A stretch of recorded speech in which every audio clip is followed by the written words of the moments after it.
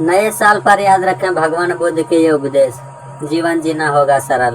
भगवान बुद्ध के विचार पथ प्रदर्शक का काम करता है।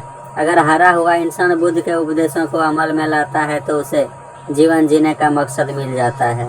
गौतम बुद्ध के उपदेश न सिर्फ बुद्ध अनुयायियों के लिए बल्कि दुनिया के हर धर्म को मानने वाले लोगों के लिए हितकारी होती है।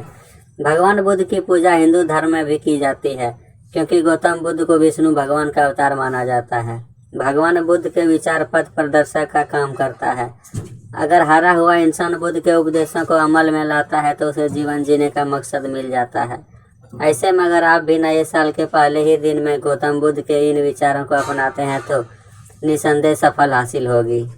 भगवान बुद्ध कहते हैं कि मनुष्य को ईर्ष्या से बचना चाहिए क्योंकि जो मनुष्य दूसरों के प्रति नफरत और ईर्ष्या का भाव रखता है वह अपने जीवन में कभी खुश नहीं रहता है। इससे मनुष्य के मन की शांति खत्म हो जाती है। ऐसे में नए साल पर खुद को वादा करें कि किसी से ईर्ष्या और नफरत का भाव नहीं रखेंगे। भगवान बुद्ध के मुताबिक इंसान को किसी भी बात का दुख नहीं करना चाहिए क्योंकि न दुख अस्थायी है न सुख।